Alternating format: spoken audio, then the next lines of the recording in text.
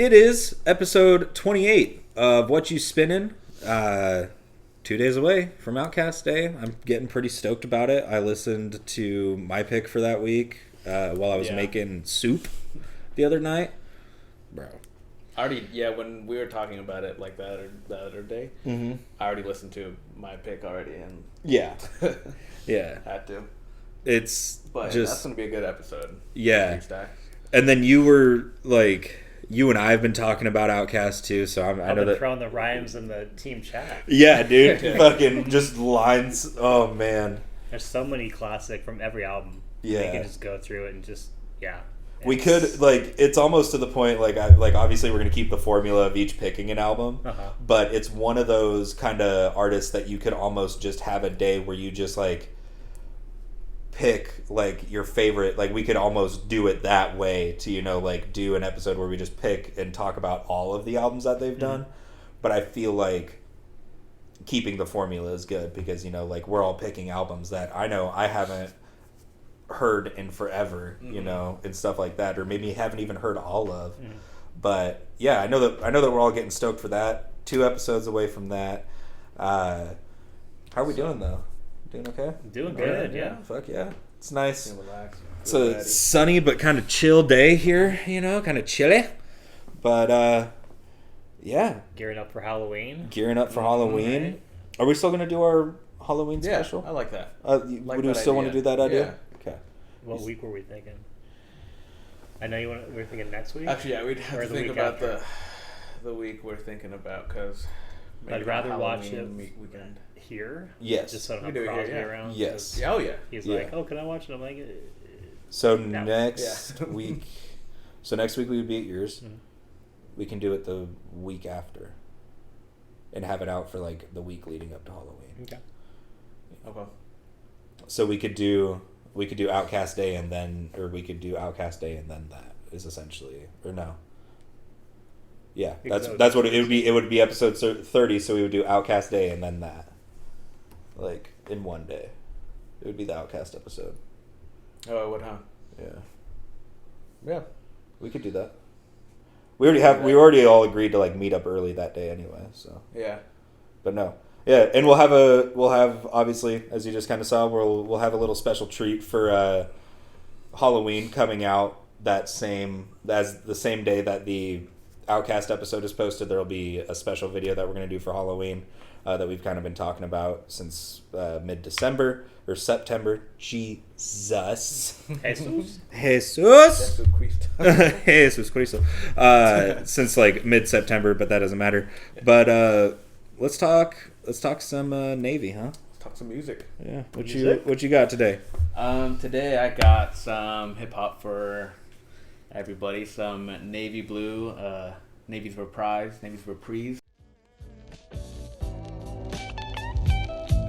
Yeah.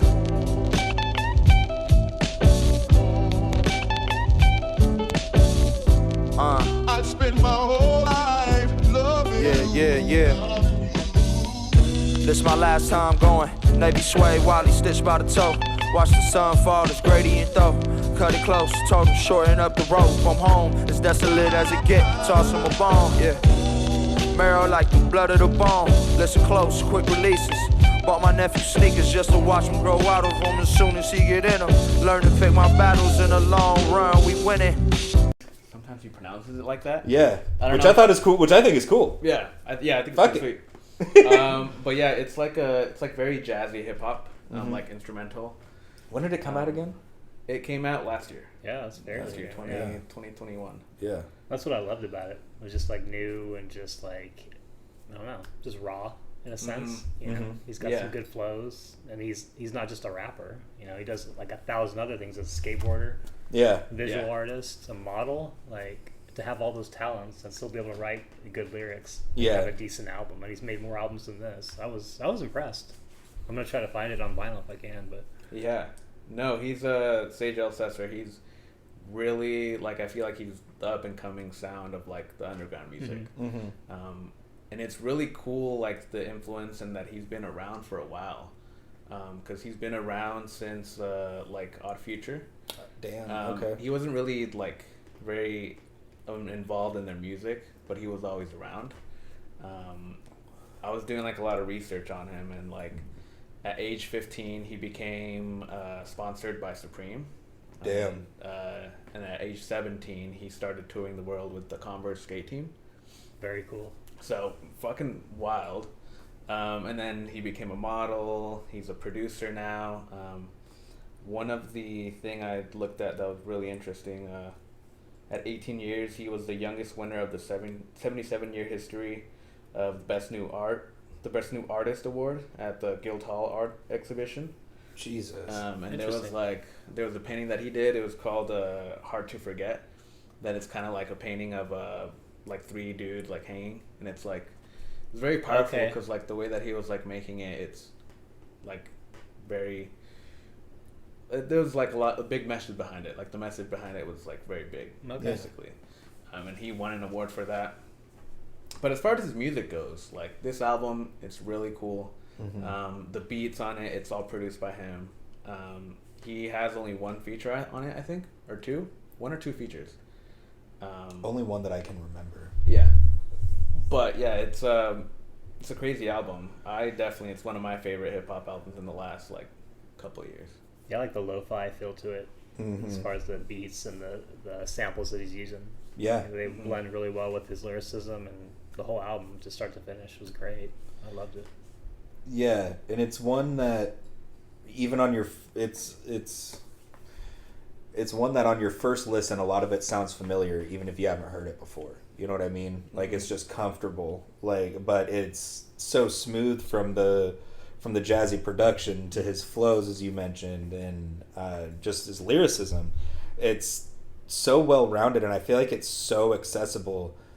And then you look at exactly what you're talking about. That this is you said last night to me, this is the face of underground hip hop right now. Sure. Which is fucking insane to me, because I feel like if you showed this album to anybody that knows shit about fuck or even appreciates hip hop in the slightest, they'd be like, this is fucking awesome. Mm-hmm. Because it's so accessible. Because if you look at it nowadays, like Alchemist is like a really prominent producer, and he kind of has that he tends to go into that kind of jazzy thing, but it's like because of how popular that is, this would it just shocks me that he is the face of the underground with an album that's this good and sounds this accessible for various reasons. Mm-hmm. It makes sense too, because like the way that it was coming out, because it's his third album, because he's been making music for like a couple years now, 10 or so years, but because he's produced for a lot of people too. He's produced for Earl, for Makami, Jesus, like some of those bigger names, and it's crazy that like even I was looking, he has song credits on Blonde. What the fuck? Mm-hmm. He has two song credits on Blonde. Which ones? I couldn't find them. Shit. But that's fucking insane, dude. Yeah. Like production credits? Like I think songwriting credits. But it's I couldn't find where, but he has two song credits on Blonde. And even in the last song on that album, For True or Free, he's one of the people that's getting interviewed at the end. Oh, very cool. Yeah, that's cool. It's pretty because it's like podcast is over. It just says his name. Podcast is over. There's nothing that's gonna be that bomb dropping. I knew that was gonna mess with you. That's fucking. What the fuck? Because and the thing that blows my mind is like he's on For True or Free, because even though that's like. It's kind of a weird song on that album. I've always liked it, Like sometimes I was like, I want to hear the interviews on For True or Free, and so I didn't know that he was one of the motherfuckers. God, yeah, you hear him say his name, and he's like being interviewed, but Sage Alcester. It kind of messed with me when I like read that. I was like, really? And then I heard back the song this morning, and it kind of like. Immediately. Yeah, it fucked me. I was like, whoa, like. God damn it. That's crazy. This motherfucker. I thought you'd like that. This motherfucker. That's a great fact. I love it. That's insane. I didn't know that he produced his own shit. Because it sounds so. It sounds too well for it to be like self-made by like. He doesn't have that much music experience, but it makes sense with who he has worked with. Right, and like I was kind of telling you this last night. I was like, I feel like it's. You can see influence from so many different people. That's why I was like, you know, and maybe like there was, it was Code of Honor, that song. When I heard Code of Honor, I was like, that's what made me want to ask him, like, who produced it. I was like, because that sounded like an Alchemist beat. And then there's like Petty Cash and, you know, some other songs on there that sound very Madlib or MF Doom influenced. And so I was like, hold the fuck, like, who fucking produced? And then you told me that, and I was like, bro, dude, I already like the album. You don't have to try it. You don't have to try. Yeah. It's like goddamn. I like it. Yeah. Yeah, it's cool that he uses a lot of like guitar samples and piano samples. Yeah, it sounds really good that he like the way that he mixes it and like combines it all. Right. I like the song length too. It's like this album's under 40 minutes and there's 16 tracks. Yeah, and, like he keeps it precise and they're all good. I like that part about it. It was really cool. Yeah, it's definitely a great album. It's been getting a lot more recognition, I feel like, which is great, which is awesome. Right. You love that for an artist. And yeah, he's so young. He's 25 years old. Like, this dude is very young still. God damn. So it's crazy that he's still like making this type of music with this much like quality. And you could just tell that like there's so much more to come too. Yeah. Like, definitely. Especially with that just coming out last year. You know, it makes me interested to see what his next project is going to be like, you know, because it's like I said, you know, this is so just well put together, you know, it's good fucking music and it's so accessible that like it makes me wonder, because, you know, that next album could be, you know, kind of like a branching out or staying true to, but and he has more room to do that because he's also a producer, so it's like his next album he could do whatever the fuck he wants. But yeah, I was very, very impressed because like I had said last week when you said, oh, have you heard Navy Blue? And I was like, yeah, you've shown me a couple of tracks, and by couple I literally meant like 2 or 3, and then I'm listening to this and I was like, I think I listened to this after you showed me it, and I listened to like most of this album, and it was like, but it was still, it just sounded familiar, but I was like still, you know, didn't catch up on like, you know, some lyrics or some beats, you know. But I was very, very pleased to go back and listen to this. Yeah, it was pretty fucking nice. Yeah, no, it's a great album for sure. If I'm picking top 3s, I'm gonna go Petty Cash, because that beat is so dope. Ugh. That beat, and Demage? Demage or whatever. Yeah, that guy goes off on that song. Yeah, I think that's like one of 2 features, or maybe the only feature. Yeah, that was when you. My God, it's so fucking good. Right? Yeah, when you said I think there's 1 or 2, I was like, that's the only one I can think of is the fucking Demage feature. Yeah, that guy kills it on that song. I'm gonna go My Whole Life, because that guitar, and then I don't know what sample that is of I've been here my whole life. That sample, whatever that is. Yeah, we have to look that up. I'm not sure. I gotta find that sample, but that sounds like a really cool song that he mixed off. And then I'm like in between Code of Honor and Ritual, because Ritual is a really good start to the album too. I was gonna say it's a great start. Yeah. What about you? Or do you have any other thoughts to add before you dive into? I like his songwriting. It feels like he's doing like a life imitates art kind of thing. Yeah, the things he writes about. So I appreciated that about him, and it's just a good introduction. Yeah, very much so. Life imitate, that is a spot on fucking compared like that life imitates art thing. It is very much kind of. He's got aspects of both. He's a musician, he's an artist, he's a visual artist, he's a producer, he's got so many talents, and I think he's able to combine all those into his music and represent it really well. Very much so. For being so young too. It's just like, damn. Yeah, exactly. Yeah.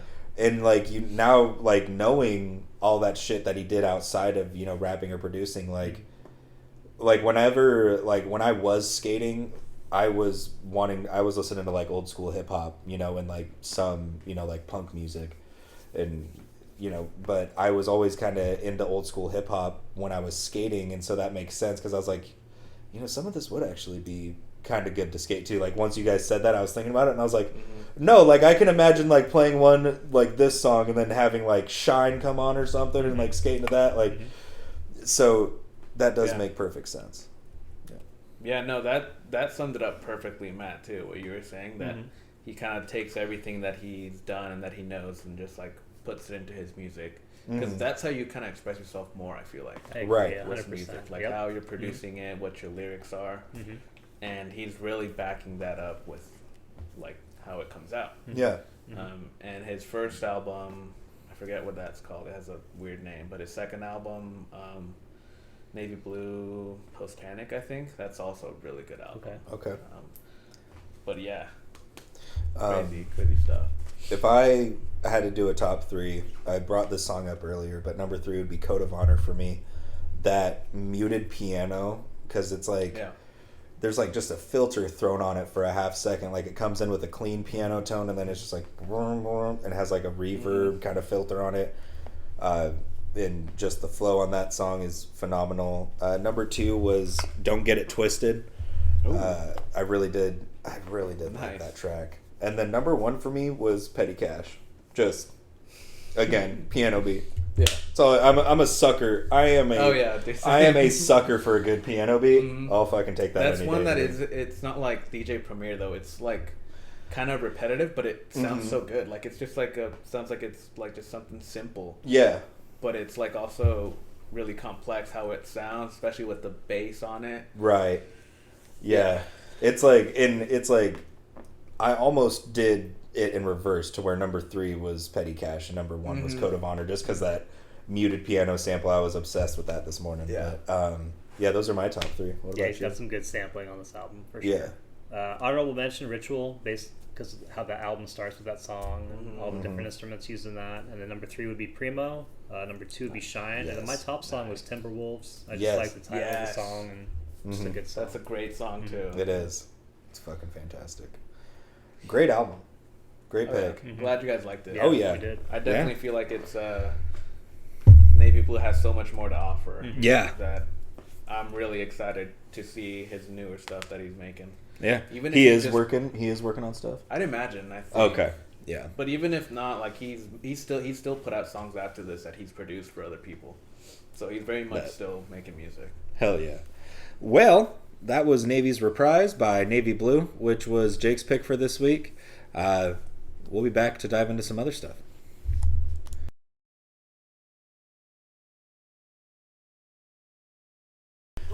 It's about time to see what Matt has brought to the table this week.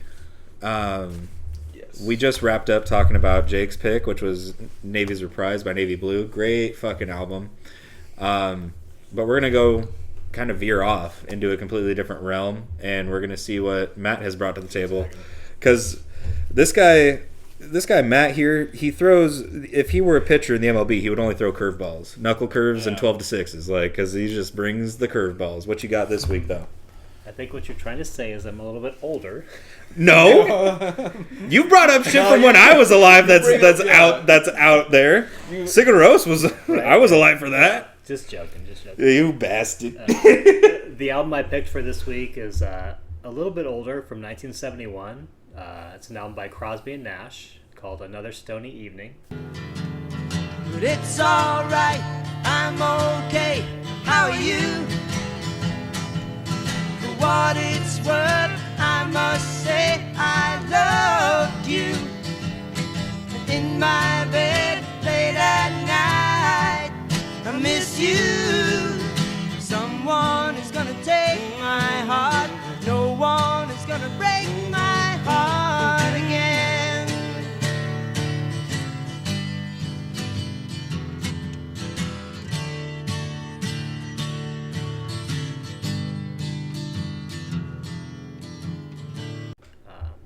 A very acoustic album. It's live from shows they did back in the early 70s after the group Crosby, Stills, and Nash broke up. They kind of all went their separate ways. But Crosby and Nash had kind of a musical bond. Yeah. They were like, we're really, we're good at this. So they went on their own tour, wrote some new songs. And this album captures that live feel for back in that time. The music maybe resonated more with the fans, and they took the lyrics to heart more. And there's a lot of good songwriting for these two musicians. They're great. They're both good guitar players, and you can hear the banter with the audience a little bit. Yeah, which is kind of fun to hear. The Lebanese flu. Yeah, I think that's my favorite part. Yeah. The funny thing about that, so the only reason that I ever heard this album is because my ex-wife, her dad, was really into older music, and he was playing this one day when we were first dating, and like we were out on the porch, and I'm like, this is fucking cool. And so he introduced me to Crosby, Stills and Nash and this album. But Lebanese flu apparently was some hash that was going around from Lebanon in that time of the year, and so everybody kind of knew what that was. I kind of figured, Yeah. because like the album title, and then you just like listen to that banter, and then they mention the Lebanese flu, and I'm like, oh, he's talking about fucking smoking pot, Right. like, clearly. Like, Yeah. Right. that's fucking, That's hilarious. Right. that's fucking awesome. So random. That's so good. But I like the album because of the songwriting. Right. Just I don't know, just it feels like it's from the heart. Yeah. And there's some songs on this album are a little slower and not so accessible, but most of them, like from the start to the to the middle of the album, are pretty decent. So what do you guys think?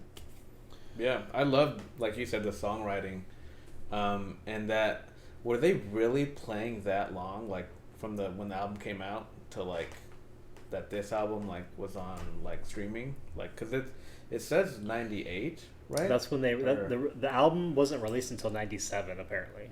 Really? Like it was recorded in 71, and for whatever reason, they didn't get released until 20 years later. Damn. No idea why. Maybe it was a recording thing or a copyright thing. I don't know. That's wild.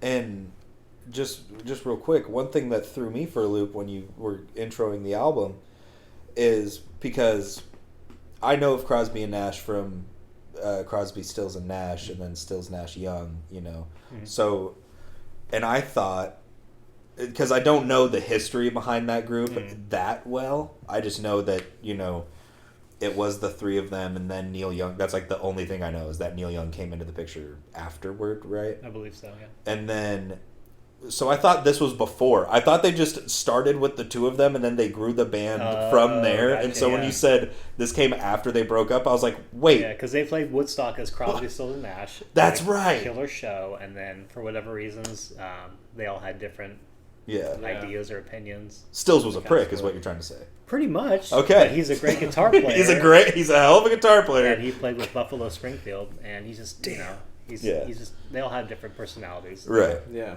Yeah. But no, I thought that was wild. And it does really have just such great songwriting. Their voices harmonize so well to the point where it is hard to tell who's singing at what point, because they do sound so similar, but when they try to harmonize, it's not even trying, dude. It's just like breathing to them. Their voices flow together so well. There's nothing insane going on with the acoustic guitars, but so it's not like flamenco guitar style that really blows you away, but there's really good, just like nice little acoustic licks that they play here and there it's just very, very nice and very smooth. I fucking loved it. Yeah. I like that they're also really well in tune, both of them. Like, because they both play, don't they? They both play guitar. Yep. And then especially when they're both singing, like when they both go into like a chorus. Yeah. They sound really, like they have really nice voices. Yeah. And I like that this is kind of the live version. I was trying to find videos if they had like any I was videos. hoping that there was like a recording of this concert, but I wasn't able to find anything at all. Yeah, because I hear them like talking with the crowd and like making jokes, so I'm like, oh, there's got to be a video for it. Right. There isn't, which I'm kind of bummed out for. But it's funny because they like just say random stuff to the audience, and like everyone's laughing. Yeah. And it feels like very like friendly, like very like homey, like they're kind of just kicked back. Like just playing music and kicking jokes here and there. Like there's not a lot of artists that do that anymore. Yeah. At concerts. Right. There's no time to do it, or it's just so it's all about it's like very the intimate production. in this performance. And it is very intimate, and that's kind of what makes the album so nice to listen to, is that the music is it's pretty simple. There's not a lot going on, as I mentioned. And then the fact that you can tell that they're just playing, and it's either that they're so comfortable and they're just like that good of fucking dudes, you know, to where they're just like, yeah, I want to BS with the crowd, you know, or you know, it is very intimate, you know. It's like, yeah, that's a good word to fucking describe it, man, because it is, the whole feel for it is, you know, it's very soothing. Were they all like high when they were doing this too? Oh yeah, they were smoking on stage. That's fucking awesome. And I think at one point when they're talking to the audience, they're like, "Oh, there's a bunch of fireflies out in the audience." Yeah, because everybody's lighting up. Oh, they're shitbirds. I love it. Right. That's one of my classic. funnier, like the funnier parts to me is on Wooden Ships. Like towards the end, he's like, "Look at all those giant frogs. They're out there again." With the binoculars. Yeah, with the binoculars, and then like the cameras look like German submarines. Like it's like random stuff. You know they're smoking. Yeah, Right, it's hilarious. Like that's what's so funny about it, that they're not taking themselves like super serious. They're not kinda at all. just goofing around. They're and just having out fun. there on the riverbank. Yeah, Playing their guitar, just singing their songs. Yeah. I think that's the difference between that time of in music, you know, after Woodstock in the 70s, where people are still kind of trying to create some sort of change or social change in somewhat, and it's just a good staple for that year. I agree wholeheartedly. Fucking fantastic pick. Dang, I didn't know it was that earlier they were just sitting on it for a while, like Yeah, because they broke up. Crosby, Stills, and Nash broke up in 1970, yeah. and then you know they just said, "Hey, let's keep going, let's keep doing our thing." Damn. How long did they do that for? Just the two of them? A couple years. I think they made 2 albums. Damn. Okay. And I was able to see Crosby, Stills, and Nash at the Cuthbert here in Eugene. Really? Not a long time ago, but probably back in 2011, 12. And you know me buying tickets, I got front row. There you go. Front fucking row. And so I was able to take my ex and her parents, and that was like you know, just a good experience because they'd never been to a show like that, front row. Damn. So that was How was it? It was pretty killer? Oh, great show. Of course, you have the hippie girl that's like in the front of the stage dancing in front of everybody. Doing the Stevie Nicks impression. Yeah. Exactly. Yeah. So eventually the whole crowd's like, "Get the fuck out of the way!" And then I was able to see Graham Nash at the McDonald on a solo tour back in 2017, and that was a good show. Damn. He still had the voice and the vocal range, and he did "Immigration Man" and a couple other songs. But man, Damn. good show. That's fucking sweet. I always like to hear that you know, people can still hold up. But great pick. Thanks. Man. There was like, because my stepdad kind of into like, you know, like John Denver, James Taylor, that kind of thing, and so I had heard some tracks off of this, you know, like I Used to Be a King. I remember hearing that growing up. Immigration Man, and then I thought it was hilarious because Teach Your Children. That was in an episode of The Office, and so like by the time, by like the second or third time I heard it, I was like, "Why does this sound so fucking familiar?" And I was like, "Oh yeah, it's when Dwight's playing music with his weird ass relatives." Like, so I thought that was really funny. Yeah. But no, very very good album. I played it a lot this week, actually. I did too. Yeah, kind of surprised me. I'd listen to it like on my way to work, like most days. Yeah, it was like I would put it on. I was like an easy, ease into the day kind of. I feel like. I would do it. Sets I the was mood. listening to it while I was making like food for me and the dog and shit. It is very relaxing, and I like that. Both of your albums are like, I don't know. It's just like perfect albums that y'all picked almost. You know what I mean? But yeah. And Immigration Man was a song that Graham Nash wrote for one of his solo albums, and it happened to do with him, like when he was coming back Really? into the U.S. Really? And he got stopped by immigration for whatever reason, not having the right papers, and like he had been to the U.S. before. What the so this fuck? whole scene, so he wrote a song about it. So Yeah. again, life imitates art, right there. You know, Exactly. just writing about shit, you know? So, For real. but I'll start off with my top 3. Hell yeah. Honorable mention be Immigration Man, based on the story. Yeah.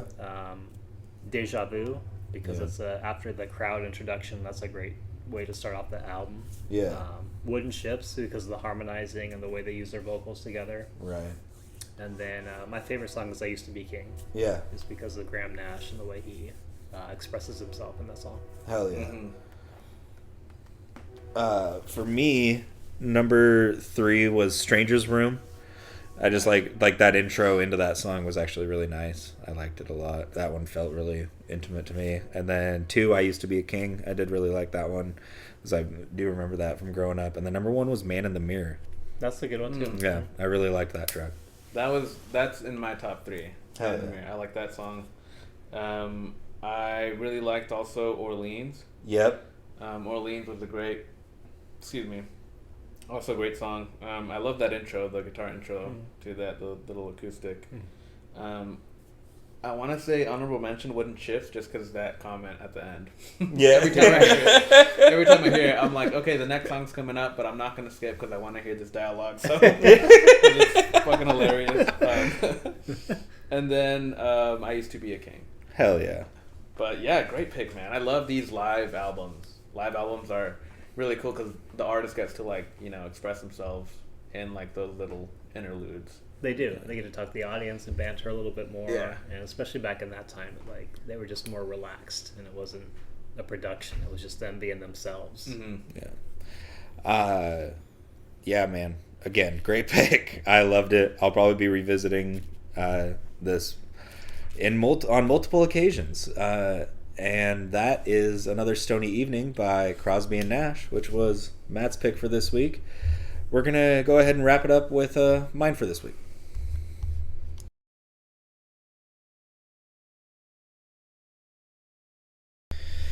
Well, it's time to wrap the episode up with our third album for the week, which is mine. Sorry, let me just jot something down.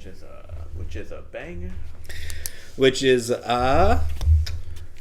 Damn by Kendrick Lamar. God bless America, you know we all love them. Yesterday I got a call like from my dog like 101. Said they killed his only son because of insufficient funds. He was sobbing, he was mobbing, way belligerent and drunk. Talking out his head, philosophing on what the Lord had done. He said, kid, can you pray for me? It been a fucked up day for me. I know that you anointed, show me how to overcome. He was looking for some closure, hoping I can bring him closer to the spiritual. My spirit do no better, but I told him I can't sugarcoat the answer for you. This is how I feel. If somebody kill my son, that means somebody getting killed. Tell me what you do for love, loyalty and passion of all the memories collected, moments you can never touch. I wait in front of niggas spot and watch him hit his block. I catch a nigga leaving service if that's all I got. His third album, which was released in April of 2017.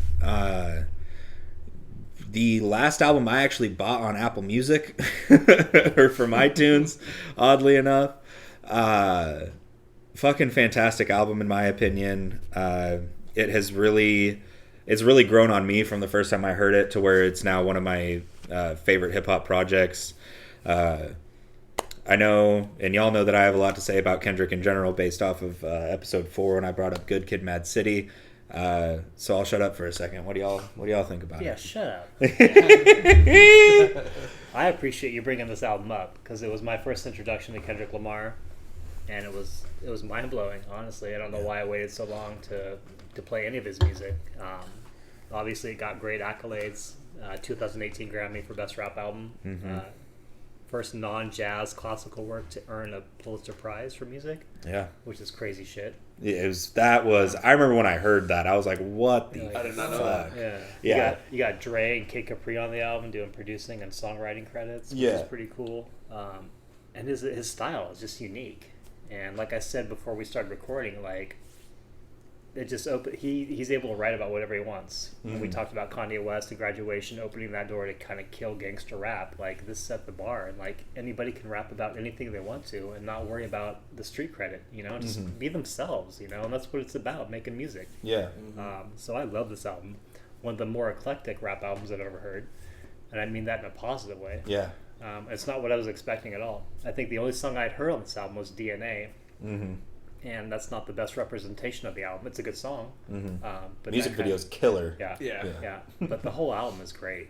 Thank you. Yeah, it was a good introduction. I'm so glad that you liked it because I when I brought it up, I was like, I think Matt will really like this too, and same for my one for next week.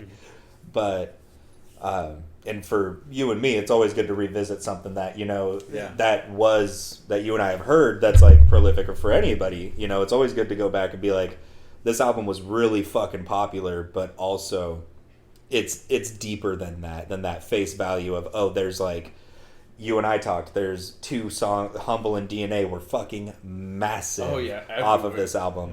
And I was like, I feel like people, and like Love with Rihanna was really huge. And I was like, I don't think people are actually appreciating this whole project for what it's worth, because it is fucking phenomenal top to bottom. In my opinion, no skips for me personally. But, you know, like I said, it's grown on me a lot. It is one of my favorite ones that I do own. And yeah, the production on it, top to bottom, is just unreal.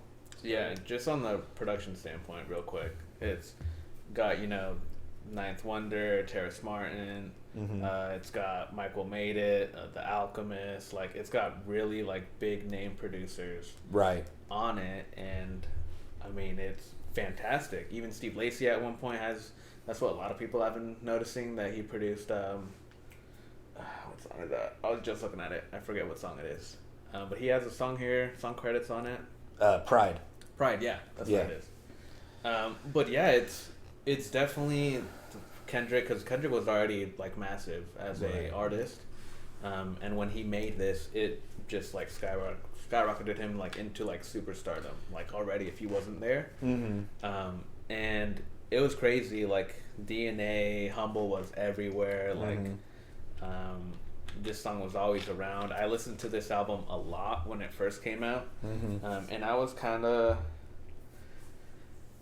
like, at first I was like, I don't really like it too much just because of those popular songs. And then I actually listened to it like song for song, and yeah, for me also, no skips. Every song on it, from from God, like love that song. The Rihanna song, like all of them, they're so good. And just the production and like, it's loyalty with Rihanna. I said love. My bad. As soon as loyalty, you said loyalty. It's just like flawless. It's flawless. It's very well mixed too, and it sounds very crisp and very good. Yeah, there's a lot going on in it too, and there's like little tiny things that you won't,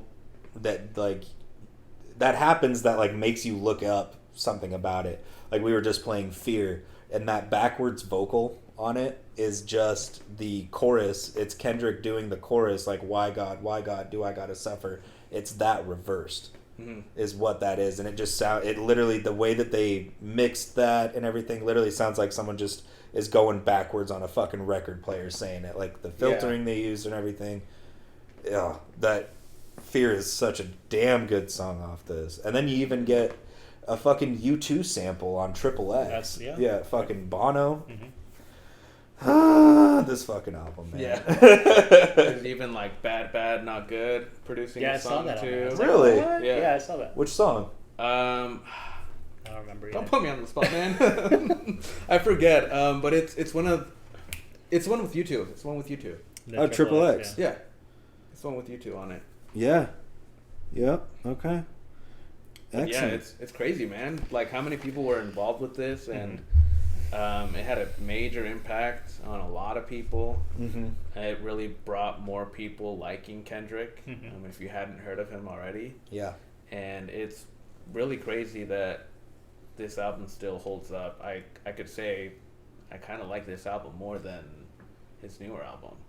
Oh, 100%. I still haven't listened to it since it came out, but it was great too. But this album, I feel like it's so much better, and it's really highlights like his like growth as an artist. It's very introspective too. You know, like it's such an interesting progression with his albums to look at. You know, you look at Good Kid, Mad City, which is, in my opinion, the best storytelling rap album of all fucking time. And then you get to Pimp a Butterfly, which is, you know, so it's fucking fantastic in its own right. And it is such like a fuck you of like the era that it came out in, back in 2015 or 2014. And then you get this, and it's just like, we're going to completely move away from To Pimp a Butterfly, and it's going to be hella introspective. You know, it's going to be smooth as hell, like, and oh my god, and so that progression is really interesting to look at. And then Mr. Morale and the Big Steppers is it's very good in its own right, but it's like I think it's going to be something like this to where it will grow on us as the years go on and we listen to it a little bit more. But I'm so glad that y'all like this. I've been waiting to bring this up for a while. Yeah, I feel like it's definitely a classic at this point. I like that the song titles, a lot of them, they're kind of like feelings. Yeah. Love. Love, loyalty, pride, humble, lust. Like they're all kind of like these feelings that I feel like I don't know if he was going through or that he was trying to get like a message out of each of them. That was really cool. I forgot about the beat switch on DNA. Oh. Oh my God, that beat switch with that Rick James.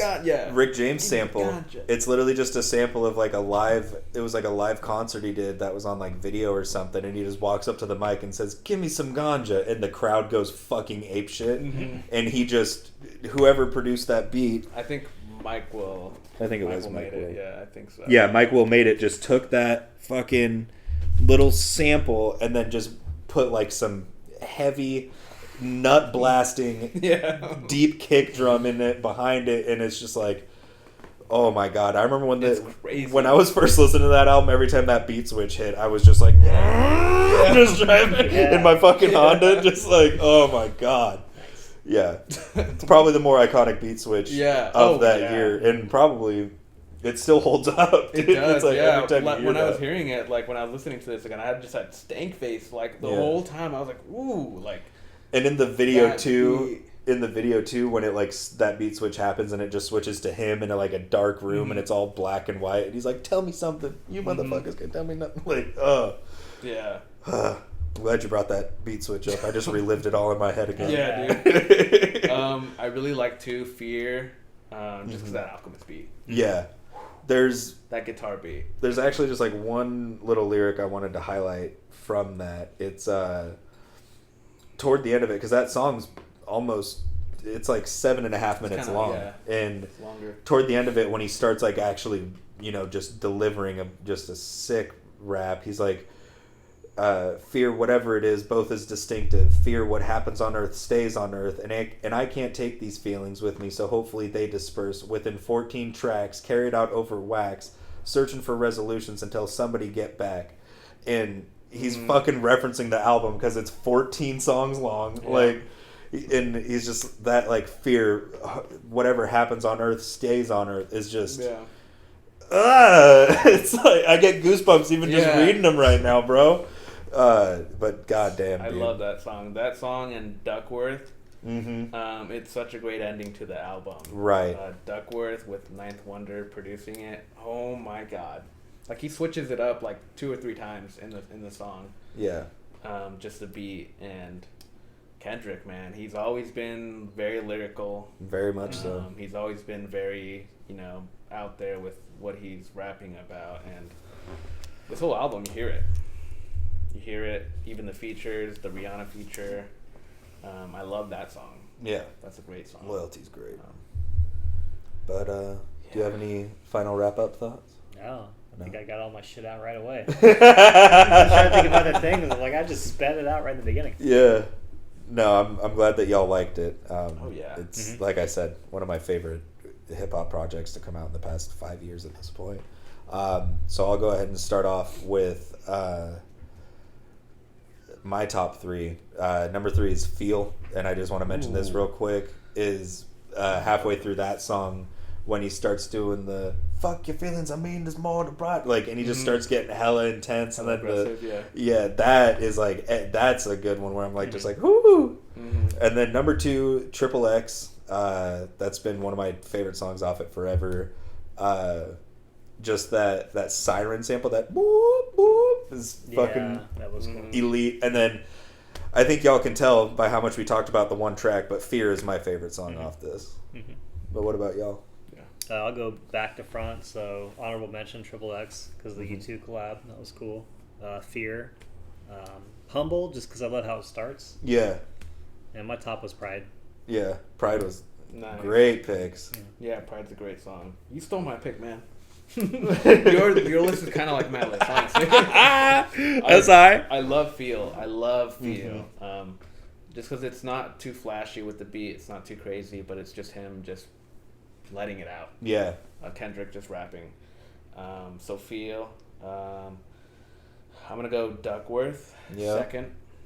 Just because that first beat that you hear, so it's really good, and then Fear, just because it's really powerful, and it's produced by Alchemist. So. Hell yeah. Hell yeah. There we go. But yeah, man, I love this Kendrick pick. Yeah. I think it's a great follow up to the other one that we talked about. I can never remember album titles.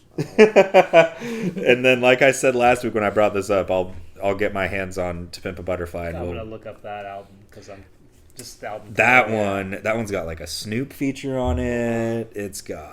There's a lot. Very cool. I listened to that on the drive back from Albany, and I was very happy I did. But anyways, that was Damn by Kendrick Lamar, my album for this week. We're going to go ahead and let you know what we'll be spinning next week.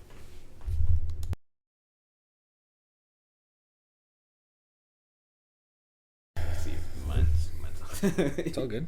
You were going. No, it wasn't ready to record anyways. Oh. It takes it does like a 3-second countdown. Yeah. All right. Okay. We're going to go ahead and let y'all know what we'll be spinning next week. As is the name of the show. We will let Jacob go first. What do you got? Yeah, so my pick next week, I'm going to go Kokoroko, their self-titled debut album. Hell yeah. That looks cool. That looks tight. Yeah, it's pretty dope, huh? It's like an EP. Okay. It's really short. It's like 25 minutes long. Okay. But yeah. Hell yeah. I think you guys will like it. Nice. Excited for that. I'm excited. Oh yeah. And then we'll let Matt go next. I'm going with some goth rock. 1979 Bauhaus. Ooh. Flatfield. Kind of an inappropriate album cover, but that's all right. That's all right. The Godfathers of goth rock is what a lot of people think of them as, but I'm interested to see what you guys think of it. Hell yeah, dude. And then what was the name of that? Bauhaus, B-A-U. Or no, the title. In the Flat Field. Okay. Just so I can get that cover picture. is wild. I like it. That and then the rest of it is just black. That's fucking sweet. That's cool. And I'm gonna go something a little something I love this artist, as y'all know. But we're gonna go a little eclectic with some Further Adventures of Lord Quaz by Quasimodo. The second I knew it, dude. The second Quasimodo album that they did. Talked about Yes or Whatever a while back, and we're gonna just move backwards and bring up Further Adventures of Lord Quaz by Quasimodo. I got some Kokoroko, some Bauhaus, and Quasimodo for next week. I told you, I knew it. I was like, you're bringing up Quaz, aren't you? You didn't press me too hard on it, though. I know. You didn't press me too great hard. Variety for next week. Yeah, I'm down. I hope to see y'all again next week. We will be back, and then a week after that, it's Outcast. So have a great rest of your week. We'll be back next time, episode 29.